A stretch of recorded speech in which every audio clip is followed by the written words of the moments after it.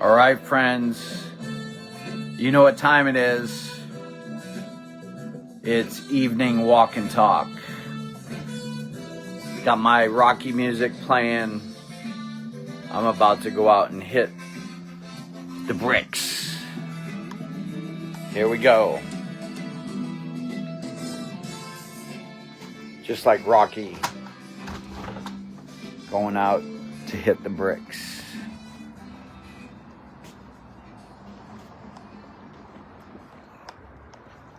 And I got to start my watch. I always forget to start my watch. Let's see if I can do this here.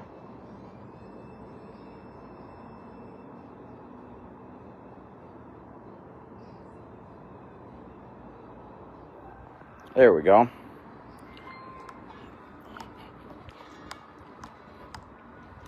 All right, just had dinner the other day. And I just had the last some tacos, some street style tacos with rib meat, cheddar cheese, lettuce, and tomato. They were good. So I've been going to Sprouts, and they've been running these buy one, get one 50% off sales on the ribs. So I always get a couple of those and throw them in the freezer.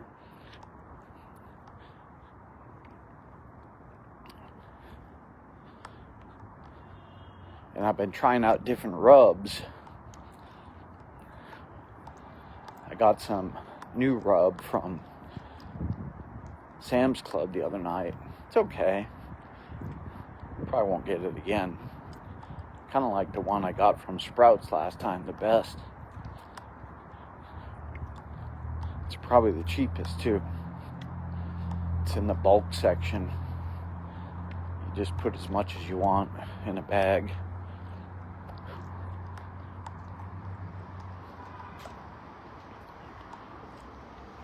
Right.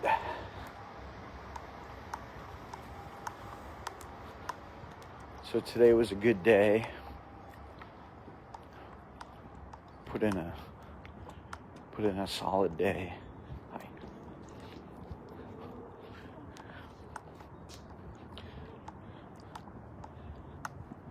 Did a bunch of reach outs, email, calls, texts, messages. Confirmed some speaking engagements for Eric.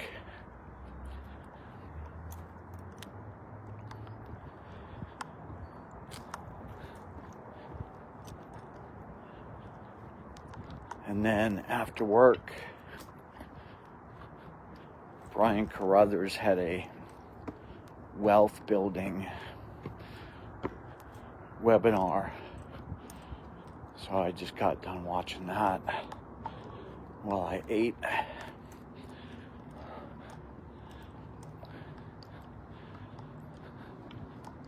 Reminded me of this lady that I messaged about Legal Shield. And she said, I don't need to make any money. It's like, why do people have such a dirty feeling about money? I guarantee that she doesn't have enough money. She's like, it's not all about making money. No, it's not all about making money, but if you have money, you can do things with it. You can help other people. You can donate.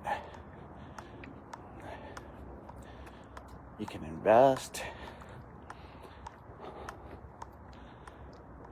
I don't care how much money I have. I'm always going to be trying to make more money. But that's how some people are. They have a negative mindset about money. How about you? Do you have a negative mindset about money? Yeah, now if you just go out and blow it on Rolexes and cars and clothes and women or whatever, then yeah, you're not being smart with your money. But that's not why you go out and make money. I mean, some people, that's what they do. They just blow it to impress people.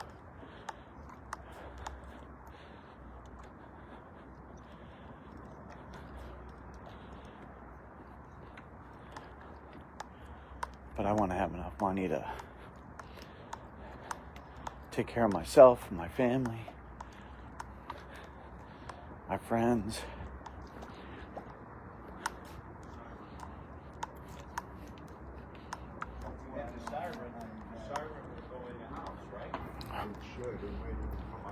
Hi.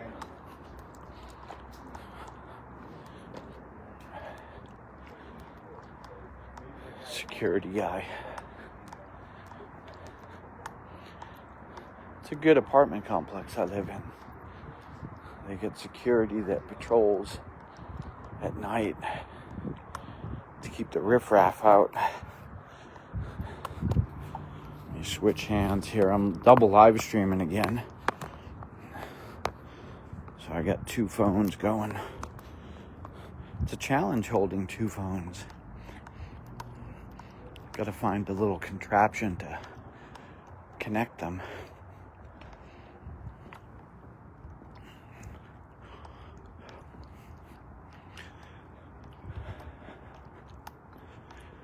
So I didn't want to come out and walk tonight, but I knew you'd miss me.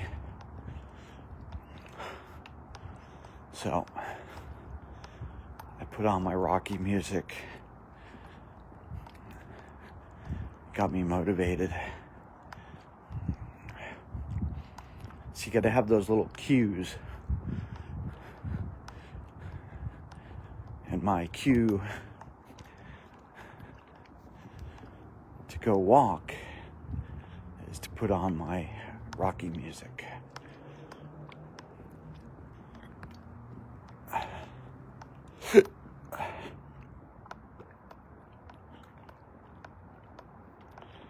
And I just ate, so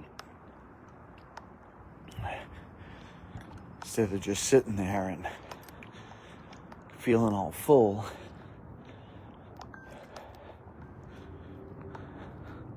oh, my Alexa's reminding me. I even get Alexa notifications on my phone. She reminds me all day long. Drink water. Get on a meeting. Take your supplements. I end up telling Alexa to stop all day long.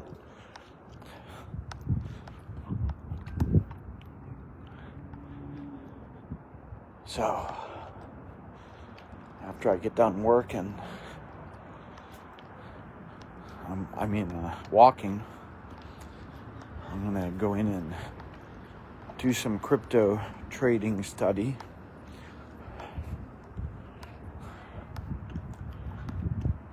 Now, something that Brian said on his webinar, I don't totally agree with. I mean, if you don't know what you're doing, then it's true. He was talking about Bitcoin and crypto, and he was saying, oh, it's just gambling. No, it's not gambling. If you learn how to read the charts and buy at the right time, I mean, stock market's gambling. There's no guarantee that a stock of a company is going to go up, could go down, go out of business.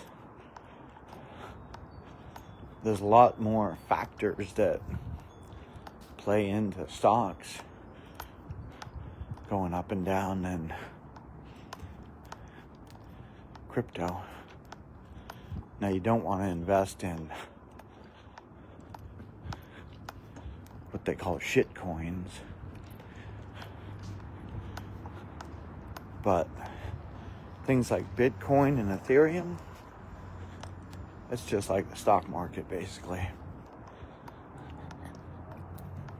Yeah, you got certain factors in the economy in the world that may affect it,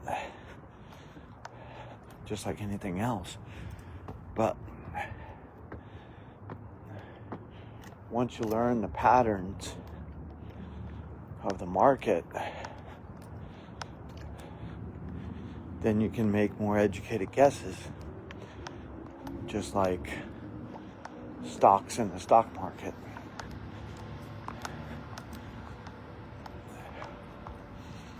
But, you know, companies lie about their products and services, and they take advantage of people.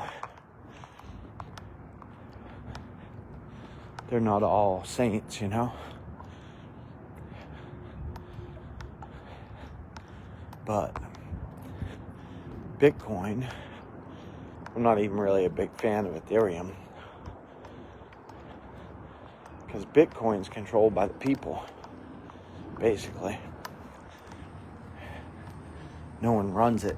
No one entity runs it. It's a decentralized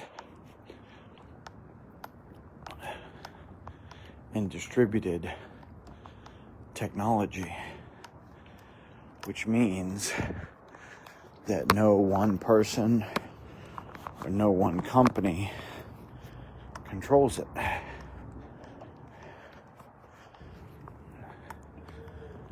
So Bitcoin miners,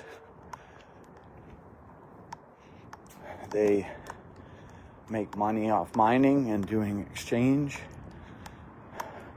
or not exchange, but validation of transactions. So if you don't understand Bitcoin, let me explain a little bit for you.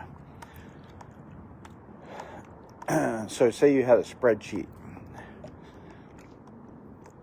and on that spreadsheet you kept track of all the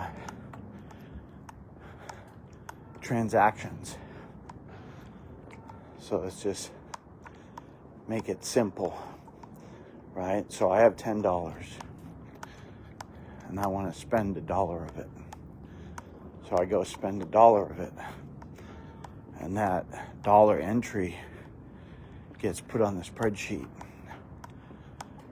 And then once enough people, miners in this case, see that transaction and they validate it, and they say, yep, Wayne spent that $1 and he gave it to this person, then that transaction is locked in to the ledger and it cannot be changed. Because if it's going to be a valid currency, then you can only spend it one time, right? Just like $1. You can only spend it one time, and then somebody else has it in their pocket. So, same with Bitcoin. The way it's set up, their algorithm, the system, is you can only spend that Bitcoin or that fraction of a Bitcoin one time. So, that's what makes it a valid currency. Let's get a sip of water here.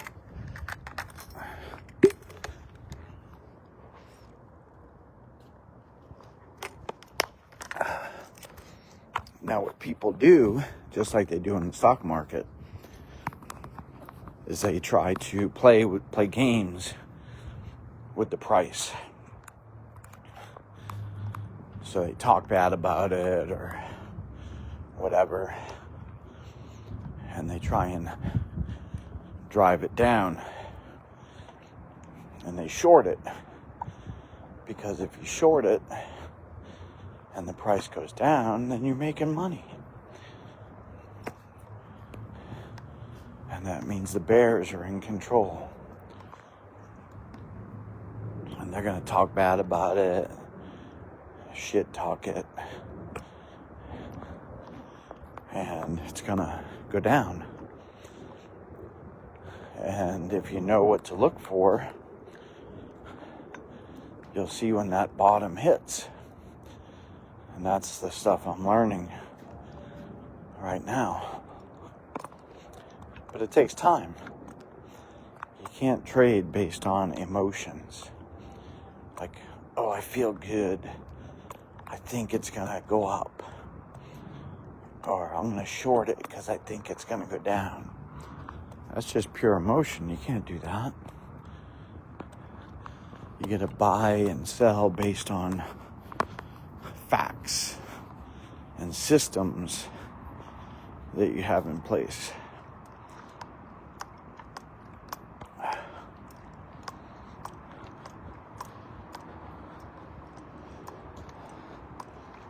Now, is 100% of your buys or sells going to be at the right time? No, because you can't time the market. But if you're doing it a long enough period of time and you're using a good system, then you're going to win over time. Doesn't mean every trade's going to win. So, I don't expect to make a bunch of money anytime soon on trading crypto.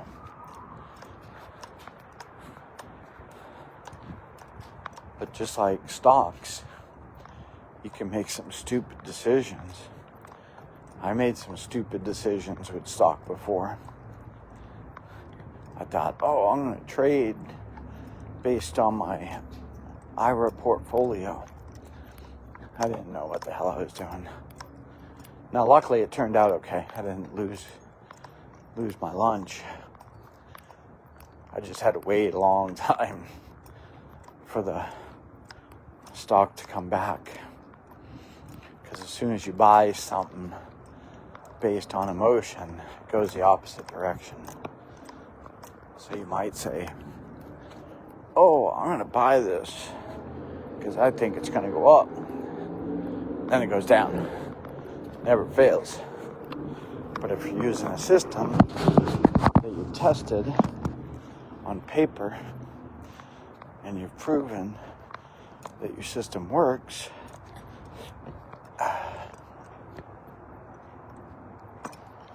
then you'll be in a much better position.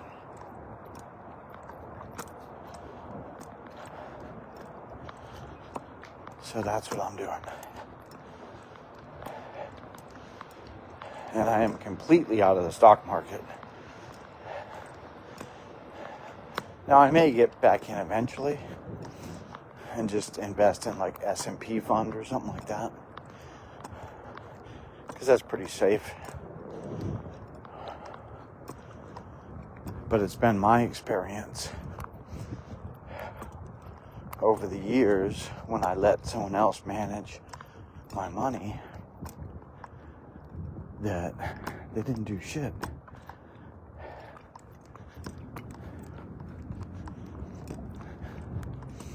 Basically had the same amount of money for 20 years.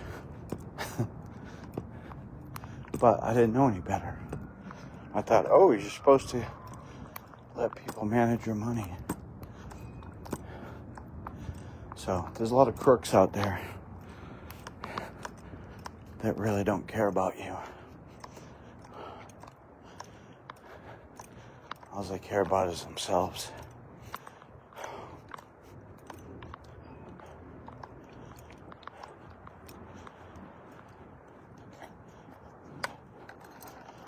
Same in the crypto world, though. It doesn't matter what world you're in. There's criminals everywhere.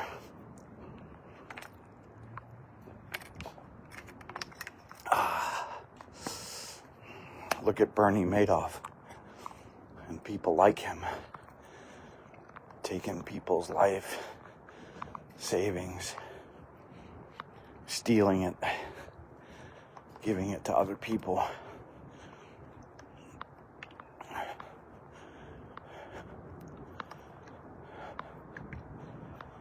Ponzi schemes. You know, you got to bring in just enough money to pay all the other people that you stole from. And say, oh, look, I paid them. And then you got to go steal some more money. But you're really not making anyone money. You're just stealing from Peter to pay Paul.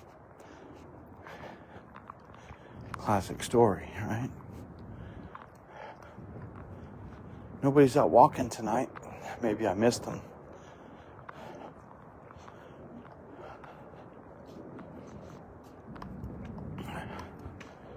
I'm going to put in about 2,000 to 3,000 steps. I didn't get out and walk at lunch today because I was busy. Oh, but at lunch, I had this fabulous BLT. Oh, I just love BLTs. They're so good. I just got some fresh lettuce and tomato and bacon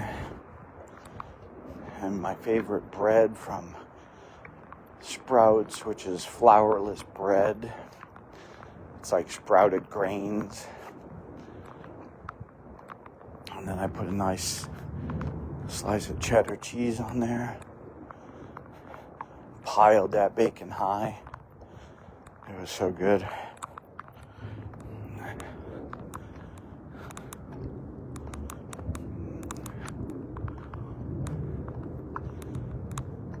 But I had work to do. I had calls to make, so sometimes it's hard to go out and walk at lunch when you know you got work to do.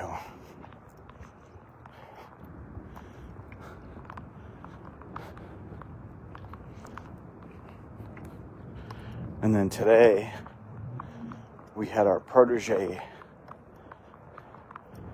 call. And then we had our AI training call. So, those were good.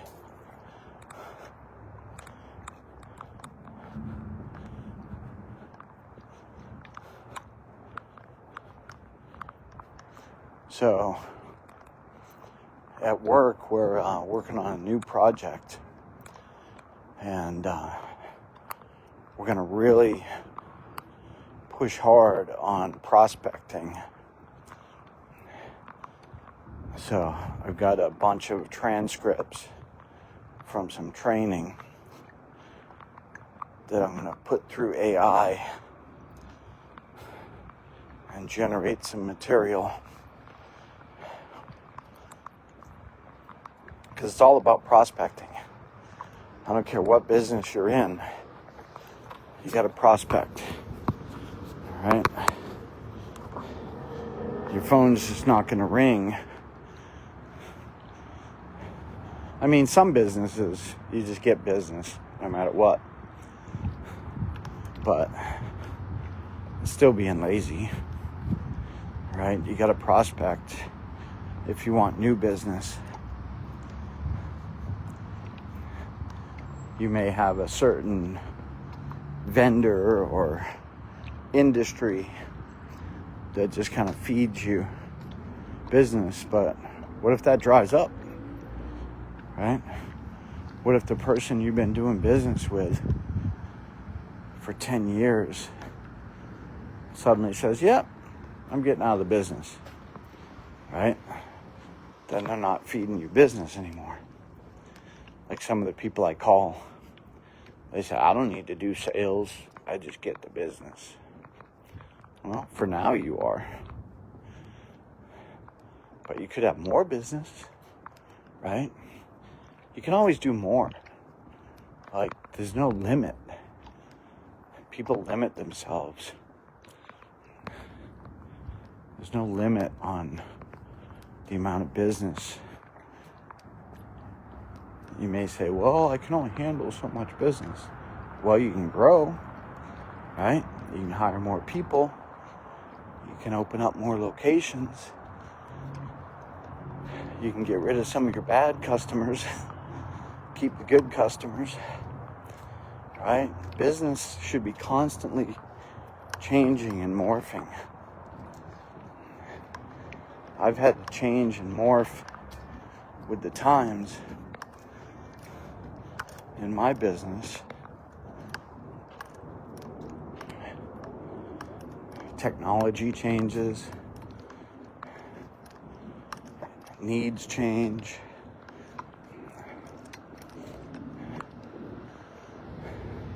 Even Legal Shield, even though legal is like pretty consistent thing, Legal Shield is constantly innovating their products and services. Like, we used to just have one plan, and now we have 3 plans because they surveyed the customer base and the non-customer base and the field, which is the salespeople, and they found that, hey, if we have 3 different products, 3 different levels of service, then we can meet the needs of the customer better. So every business should be changing and morphing its products and services to meet the needs of the market. So if you're just stagnant, then you're not going to last long.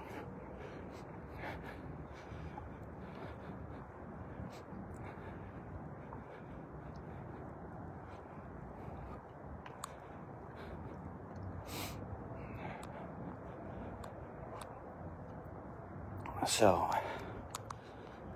that's what I'm doing. I'm morphing and changing because things are changing in the world, and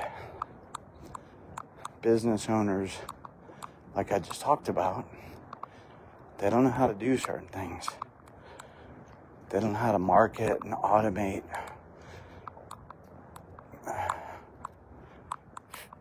their business.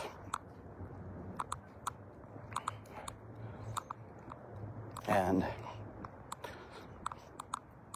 if another business is automating and doing things better, then they're going to get more business. Maybe they can offer a lower price or a higher price, right? Everybody complains, oh, this company's laying off, that company's laying off. Well, it's probably because they implemented a process of automation, and they don't need a bunch of slackers. It's just like Uber drivers. Pretty soon you're not gonna be able to drive Uber because they're not gonna want your crummy car and the bad experiences that people have riding in your car. And they're just gonna have a fleet of Teslas or some other robot car that picks up people. That's just a temporary thing. Like people delivering Amazon packages out of their car. That's just a temporary stopgap until Amazon figures out how to deliver stuff by drone or drone vehicle, right? Why do you think they bought Whole Foods? They didn't buy it just for the food, just for the market. They bought it because there's a Whole Foods pretty much everywhere. And they could make that a pick up and drop point for their packages. Now, do they make money off the food? Sure. But I don't believe that was their primary motive to get in the grocery business. Plus, they figured, well, there's multiple benefits. We can have people pick up and drop packages that they purchased from Amazon. Like, I've dropped stuff off at Whole Foods many times. But then they can also deliver groceries, right? Because they got people already delivering stuff. They already got the systems in place, the AI, the logistics. They already got all that software that they developed. Might as well use it for groceries, right? They even have stores now that have no people working in them. As long as you have Amazon Prime, and you can just go in and pick up food and walk out. That's how it's going to be in the future. You're not going to have cashiers and people stocking shelves. It's all going to be automated. So you're going to have people at home, working from home, selling their services or their products, and buying stuff and having it delivered. I saw this plain as day when I was doing Uber. Like, I would pick up people and I would take them to Amazon to go to work. And then they would make just enough money to pay for their Uber and buy some crap food at the drive-thru. They're like, oh, can you stop at Burger King? Right? I was like, well, if you add the stop. I'm not stopping if you don't add the stop.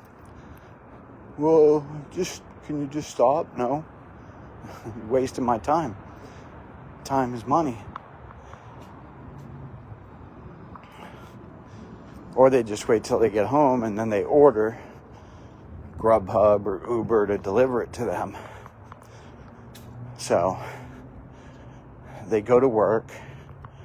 They're a slave at Amazon just to make enough money to use Uber and Uber Eats and Grubhub.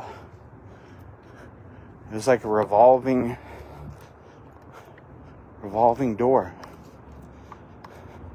This one girl I picked up from Henderson, and the Amazon warehouse is way north. It was like probably an hour drive from her place over in Henderson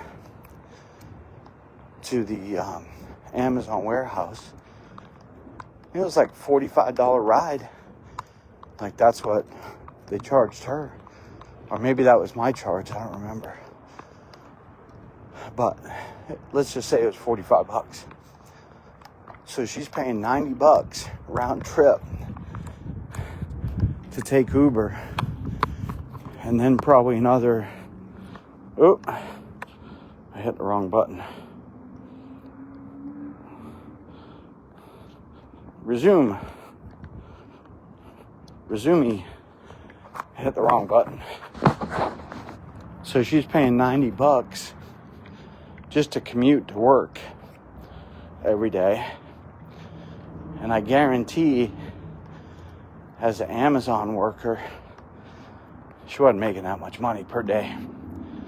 So she's paying $90, and then she's probably paying another $30 or $40 for crap food. She definitely wasn't cooking at home. If she was, it was like ramen noodles or something. So it was very clear to me that that's the future. I mean, that's how we are today. It's definitely going to be that way or worse in the future. People are just going to be not getting ahead. They're going to be making exactly what they need to survive every day, or less.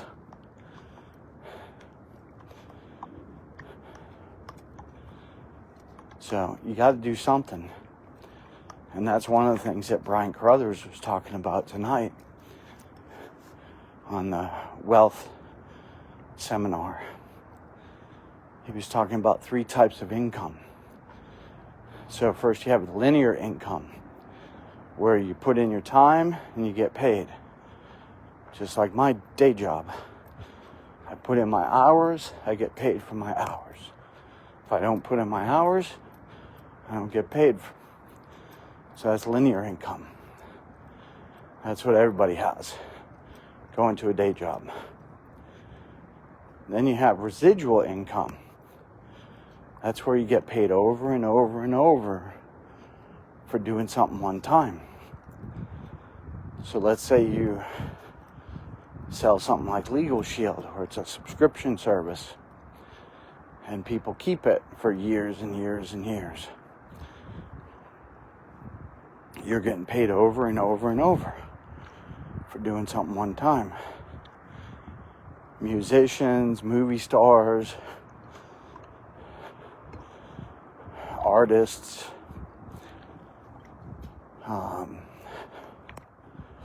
they all have residual income. So that's better than linear, right? And then you have OPE. You make money off of other people's efforts. So, just like a mortgage broker or a real estate broker has a bunch of agents out there running around town selling real estate. Yeah, that agent makes a commission, but real estate brokers making a little bit of commission off everybody's work. Or an insurance broker. Same thing with Legal Shield. You can build a team, and your team is out there selling, and you're managing the team, and you're making money off other people's effort. You're not taking their money. That's the nice thing about Legal Shield, is you're not taking other people's money. You're not taking it out of their pocket. The company is actually dividing the total amount of commissions paid on plans, and they're spreading it among the different levels of hierarchy in the system. So if you're at the bottom level, you're not making money off other people's effort because you got no team. But as you make sales and you add team members, then every time those team members make a sale, you get paid a little bit of that commission that's override on top of the money they make. So let's just say there's $400 paid out in commissions total. At the lowest level, maybe $100. And then that other 300 is being split up the hierarchy, up the chain. So people always say, oh, it's one of those multi-level things. Like that's a bad thing. Right? It's because people are ignorant. They don't understand. Multi-level is not bad. It's just commission structures. That's all it is. It's just like, go work at any sales job. If you have a manager that's managing the sales team, then he's going to make little extra bonuses and commissions off of managing the team, right? Same thing. It's just in the case of network marketing or MLM, multi-level marketing, you're independent. You're your own business person. You got no boss. So like tonight, I texted my team members. I was like, hey, Brian Carruthers is doing a special thing on wealth building. Right? I don't know if they got on or not, but I sent them a message and say, hey, jump on this call. Right? Because the longer they stay in the business and they're motivated, which is my job, to educate and motivate, I'm going to keep on getting paid commissions. So it's not like you can just sit back and do nothing. You got to manage your team. You got to keep them engaged and plugged in.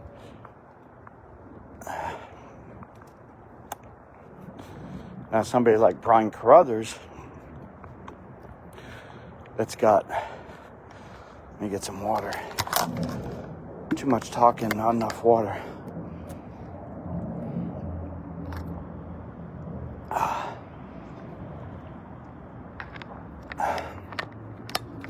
He makes $2 million a year. He's got to do a lot more managing, right? Like, I think there was about 100 people on this call tonight. Probably a large percentage of that was his team. Now, I'm not officially on his team,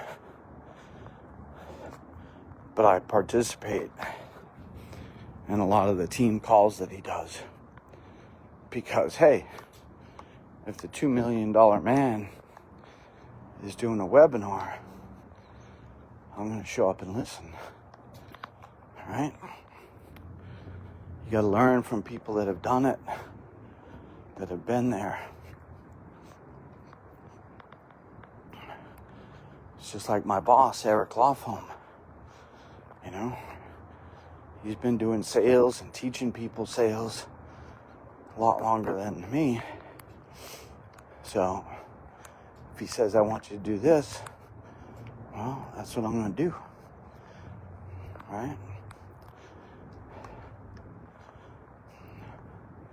So, and then I'm doing the same thing with my people, because they've been in it less than I have. So I know more than they do. So it's the same thing in every industry. You got journeymen, electricians, and plumbers, and all the different industries, trade industries. You gotta start out at the bottom. You gotta work your way up till you're the boss. You're the foreman, whatever. So, every industry is the same. Doesn't matter what it is. Every business is the same. Now, here's one of the beautiful things about, a good network marketing business, which Legal Shield is, some that aren't good, but a good one is like the perfect business, because you can get started for under $100, maybe 150 if you count your Legal Shield plans, right? So $150, you can start your business and start making money immediately. You don't have to build a product. You don't have to do webinars.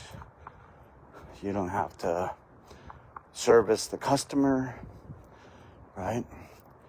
Because the lawyers do all that, right? You basically just have to sell someone a plan.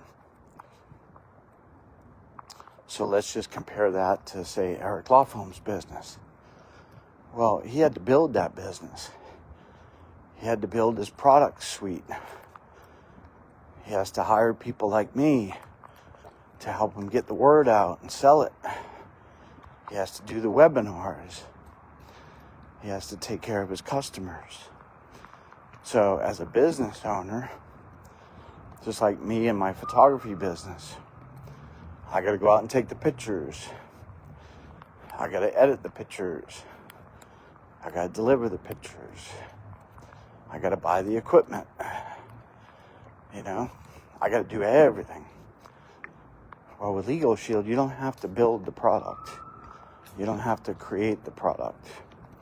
It's all created for you. You don't have to create the websites. You don't have to create the marketing videos. All those are created for you, and they're very good. You don't have to have the back-end system to support everything, to calculate and bill and do all that. You don't have to manage the lawyers, right? So it eliminates that whole part if you're a regular business owner.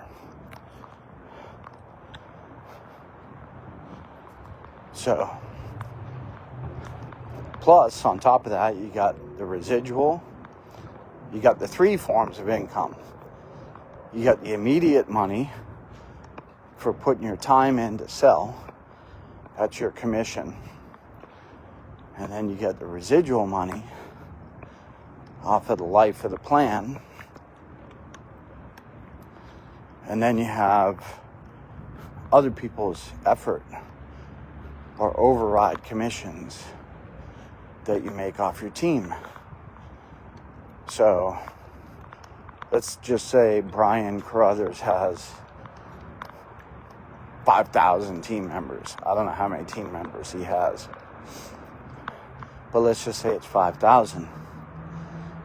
So if 5,000 people are out selling 2 to 4 plans a month, he's getting a little taste of that commission on 5,000 times 4. So say 20,000 plans. So, you know, I mean, what is $2 million a year? How much a month is that? Probably like 200,000, something like that.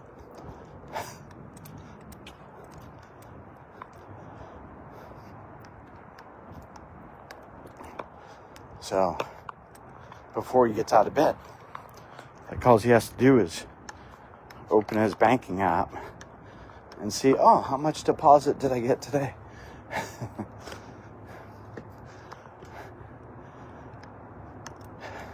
I'm certainly not there yet, but that's the goal. And, you know, there's pluses and minuses to the business too. People quit.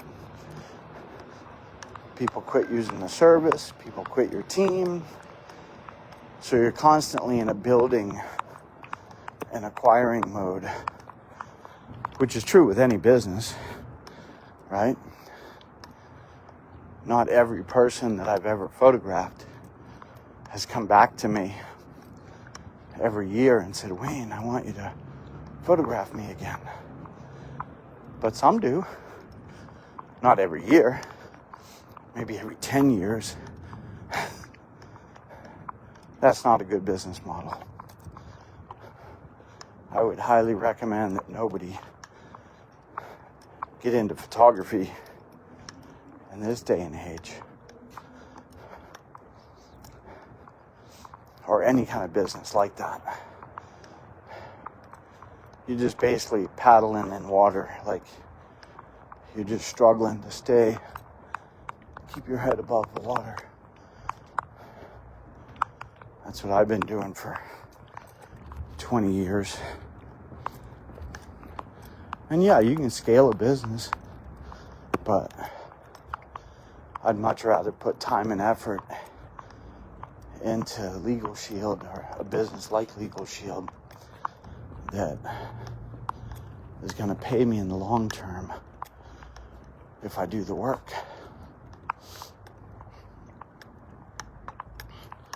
And then something like crypto trading, as long as you're educated, you can sit there and make money every day if you want. If you want day trade, you just got to sit in front of the computer during business hours, study the market, get in and out at the right time, make a couple hundred, couple thousand. But that's just linear income, basically. There's no residual, there's no team. So it's not really an ideal business. It's good in the aspect that you don't have to go out and sell anything, right? You're not relying on other people to buy your stuff. You're basically just relying on your own. You're relying on your own skills, which I kind of like, right? You're just relying on your own skill sets, not other people's emotions and decisions. Like, I had this lady that bought Legal Shield plan earlier this year, and she canceled it, right? I looked in my back office, and I see that she canceled. So, that's the bad part about something like Legal Shield, is people are going to cancel on you. And then if you're getting paid commission up front, then you got to pay that commission back. So it's good to keep your customers on board. So it's 7:45. It's almost bedtime. I'm not going to have a lot of time to study. Oh man. I put in 5,000 steps. Yay for me. So I'm going to call it quits here. I've been walking and talking a lot. So that means I hit my 10,000 today, I think. Yay. It's easy when you're walking and talking.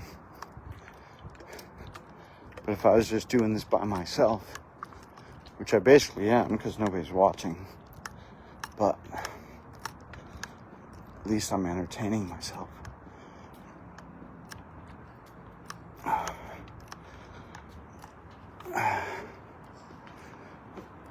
So I'm not going to get to do a lot of studying tonight. I'll do a little bit. Ugh. All right. I'm here. So thanks for watching.